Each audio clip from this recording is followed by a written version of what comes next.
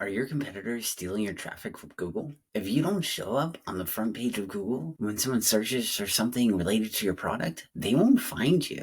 However, there are things that you can start doing today to start building that presence so that you can dominate your competition on Google over time. Just stay tuned for this interview with SEO expert Brandon Leibowitz as he walks us through the ins and outs of how to rank on Google.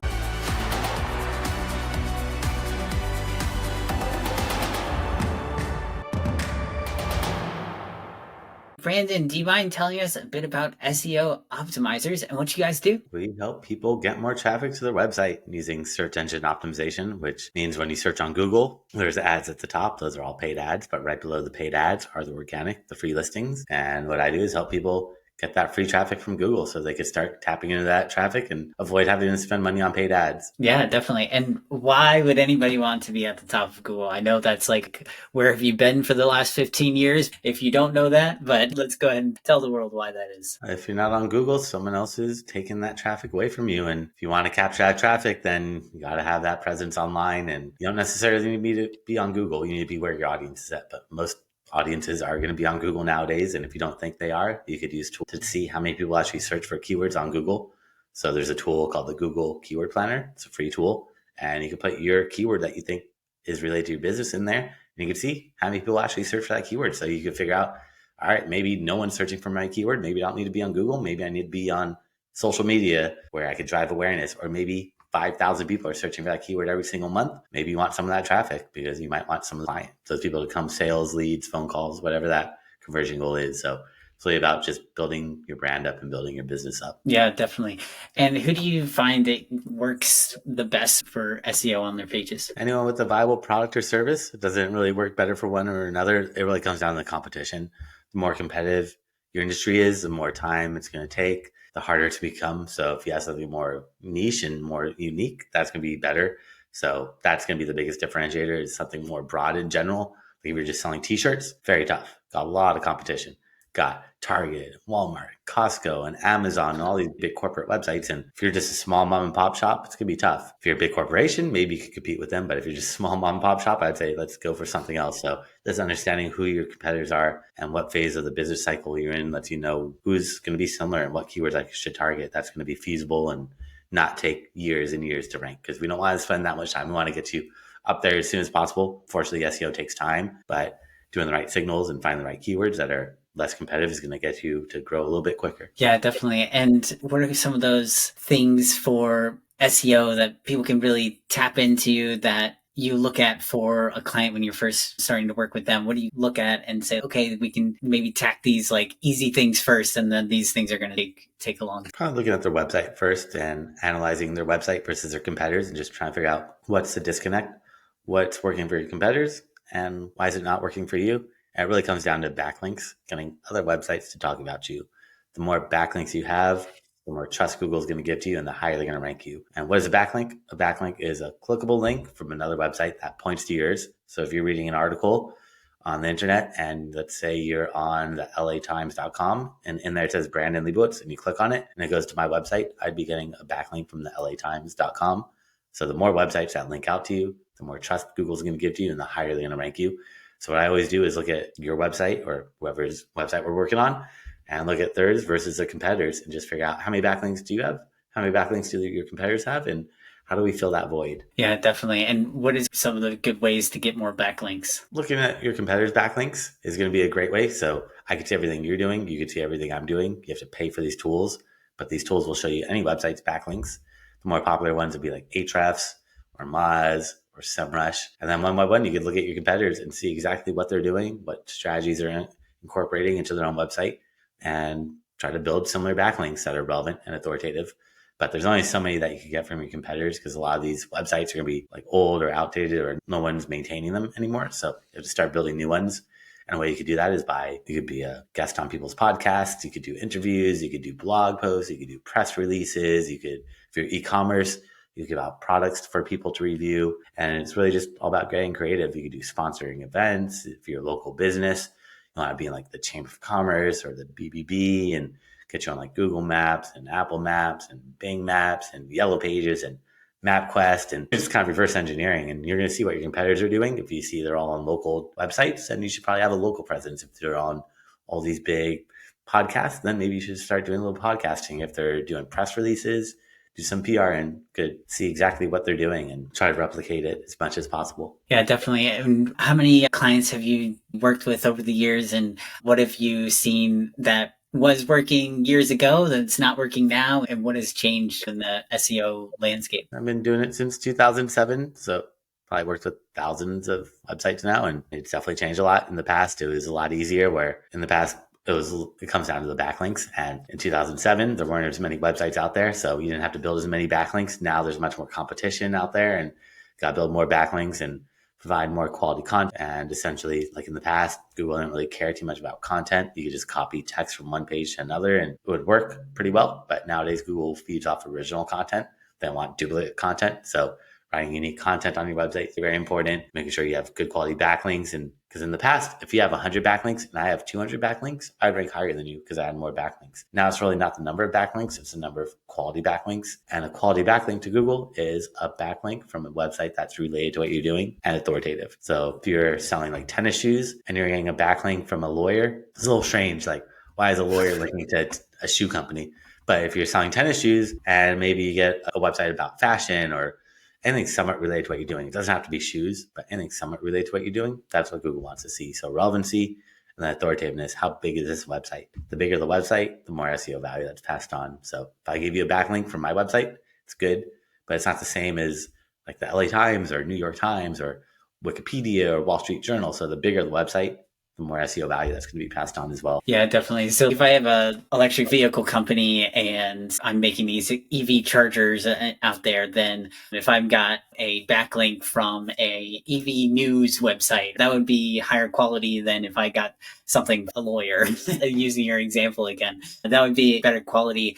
But what about in this sense, like what if the EV news website doesn't have as high a ranking as like the other more general news website? Do you pick and choose based on who's more in your industry versus being a larger presence? How do you differentiate that? More relevancy is going to be more important because you might get on a website that's really related to what you're doing. It might be a small blog, but you hope in 5 or 10 years from now, they keep building their website up and it becomes an authoritative figure. It doesn't always happen, but that would be the ultimate goal. But relevancy is much more important than authoritativeness because it just helps out so much. Getting on a New York Times is great, but it's just about everything versus getting on a really niche related blog.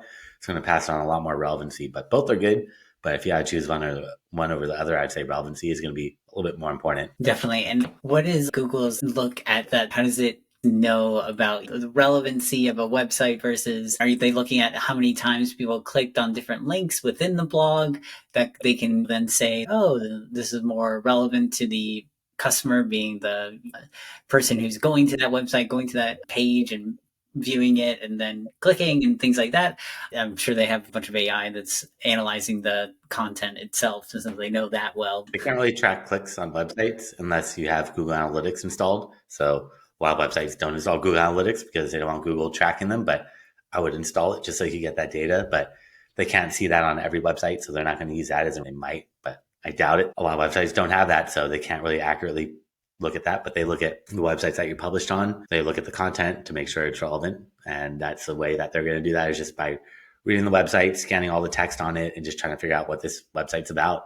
And the more content that's related to what you're doing, the more relevant it becomes. So that would be that aspect. But who really knows? No one really knows. Google keeps that stuff top secret, but I don't think they're able to see every website's clicks because not every website has Google Analytics installed. So I don't think that would be a fair ranking signal that they would use to be unbiased. But they do say that the more traffic that link brings to you, the better off it's going to be. But I don't see that how they could see that on every website. Definitely. And you mentioned keywords earlier. Can you talk more about what a keyword is and how do I pick the keywords that I should go after?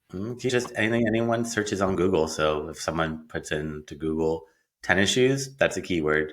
If someone says best tennis shoes, size 10 for men in Los Angeles, that's a keyword. So it doesn't matter if it's 1 word, 5 words, 20 words, whatever someone searches is that keyword.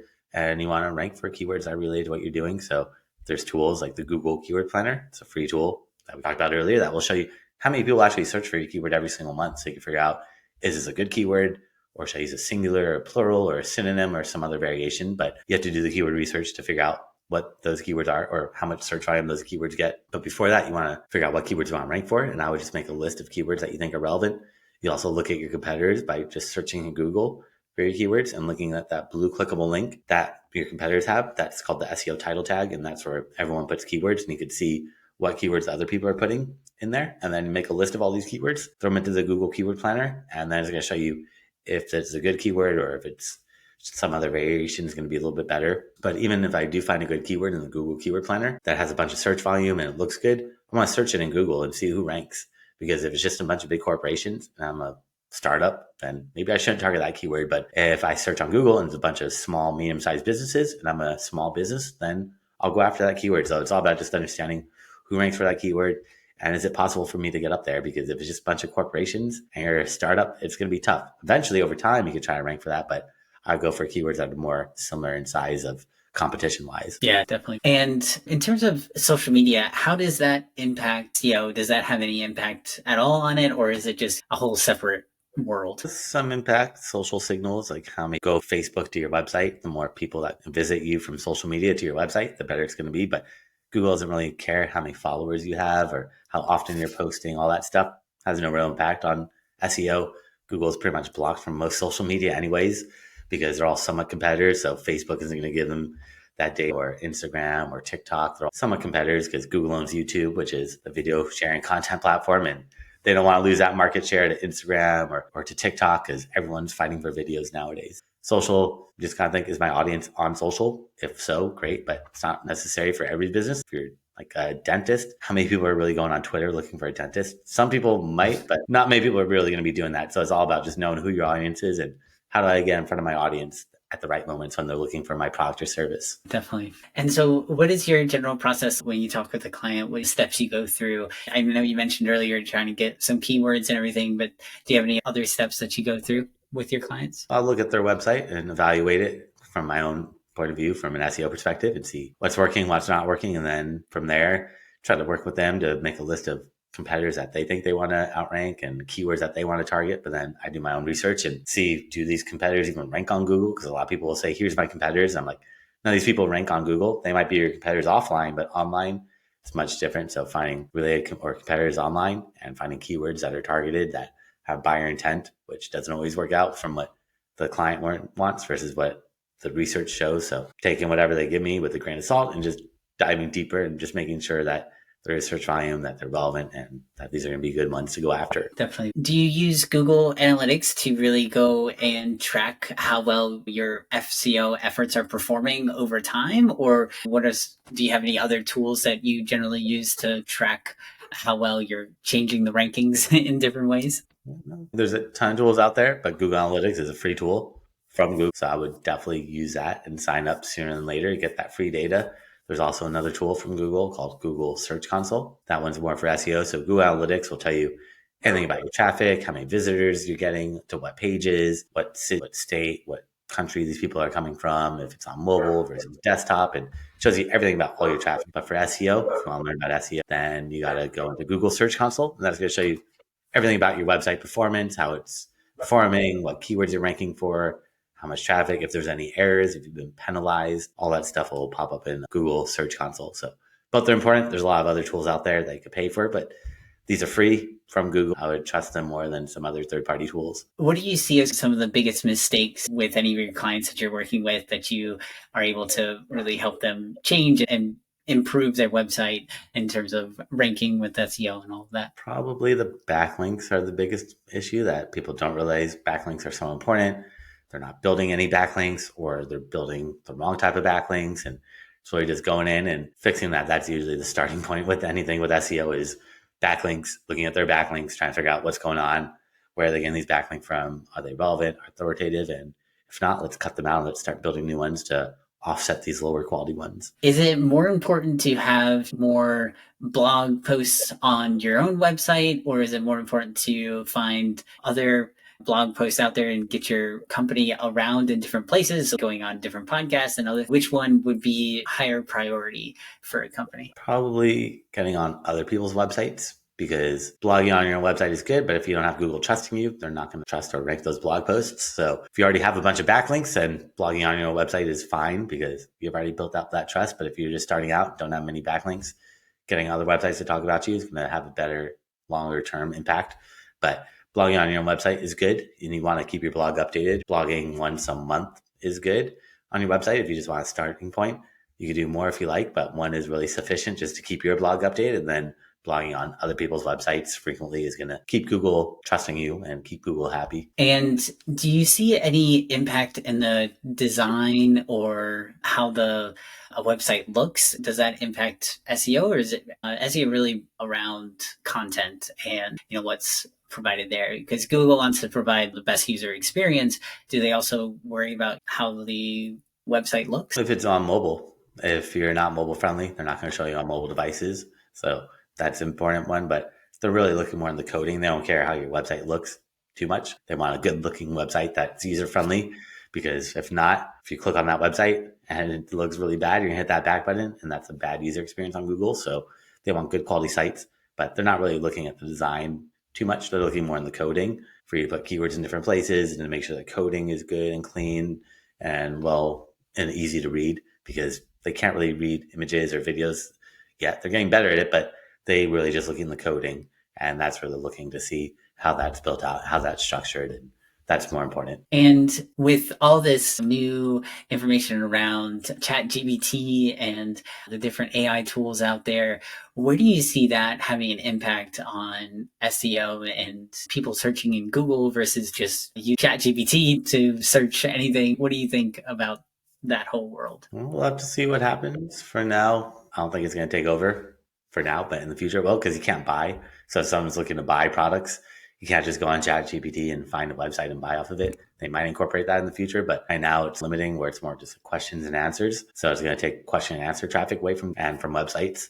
But we'll have to see what happens in the future and how they change it. And it's just so dynamic that who knows what's going to happen in a few days, a few weeks. It could completely change. So we'll have to keep staying up to date with it, but it is definitely having a big impact. But we'll have to see, is it going to be short-lived, or is it going to continue on, or what's going to happen? Or is Google just going to figure out how to incorporate that into the search engine and just keep dominating, or who knows? But it's an interesting time for sure. Yeah, it really is. And Google Bard is very interesting as well. It's able to go out there and search online so that you can actually type in something in there and it'll go and search for you and say, hey, here's the link. And you can go and click it. And that could be a whole different world where you start doing research on a certain topic and then it says, hey, this is the top provided product in this area that you were researching. And so it just links you to that. So that could be a whole world too, where you're trying to optimize for whole conversations that people have with a language learning model. So that would be really interesting to see where that goes. So we'll see. And do you have any big goals for SEO optimizers over the next 6 months or so? Just keep building it up and staying up to date with all these latest changes and seeing what's evolving with search, and just trying to stay up to date with all these changes and just keep providing good quality content and ranking websites for the most part. No major changes, but just trying to stay up to date and see what the future might hold in store for everything. And I love to ask this question just because I get a lot of different varied responses, and I can just be a lot of fun to hear what other entrepreneurs are learning about. What are you currently learning right now? I am definitely learning a lot about AI, ChatGPT, and tools like that. In the past, Google said we want content written by people. We want good quality content. 6 months ago, Google said we don't care if the content's written by people or AI as long as it offers value. So just learning more about ChatGPT and content creation and ways to just automate some of the work that I'm doing, because anything to help automate, as long as it provides good quality content, I'm not just going to copy verbatim ChatGPT and anything like that, but using it to create like outlines and things like that to help just make you a little bit more efficient is going to be helpful. So just trying to figure out what's going on with that and how to use it, or maybe not use it, because I don't want to get in trouble and find out that Google all of a sudden next month says, no, we don't want AI written content, because they make the rules and they can flip that switch anytime, but I don't think they're going to do that. So just trying to make Google happy and provide good quality content. Yeah, definitely. Make the Google gods happy, for sure. For sure. And if there's one tip that you would have for an ecopreneur who's on this podcast, who's listening in, what is one tip that you would have for them in order to increase their website traffic and be able to optimize their SEO? There's so many things that you need to do, but just provide good quality content on your website, meaning text is going to be really helpful. The more text you have, the easier for search engines to read and know what your website's about. So provide good quality text on your website and then have good quality backlinks and be patient. It takes time. Unfortunately, it's not immediate. So sending all the right signals to Google is going to get them to trust you, but to get them to rank you does take months. Unfortunately, it's not immediate. Sometimes it could take years. So just got to keep building it up, trying to send all the right signals to Google. And over time, they're going to start trusting you, but just don't get discouraged. Be patient with it all. It does take time. Yeah, definitely. Be patient. SEO is a long-term game for sure. If anybody would like to reach out to you and get in touch with you, Brandon, how can they best get in touch? So anyone that's watching or listening, I create a special gift for them. If they go to my website at seooptimizers.com, that's seooptimizers.com/gift. They can find that there along with my contact information and a bunch of classes I've done over the years. I've thrown up for free so they could see step by step how to do a lot of stuff that we talked about. And also, if they want to book some time on my calendar for a free website analysis, they could book that there. And I'm happy to look at their website from an SEO point of view and see what's working, what's not working, and how to get them to that level that they want to be at. Great. Brandon, thank you so much for coming on to the Green Business Impact podcast. It's been great having you on talking all about SEO and keywords and backlinks and everything that's important in that world of trying to make the Google gods happy. So thank you so much for coming on the show. Thank you for having me on today. And if you enjoyed this interview with Brandon, all about how to optimize your website for Google with the best SEO tactics, then definitely check out the link in the description below for your free gift from Brandon himself and start attracting that traffic from Google.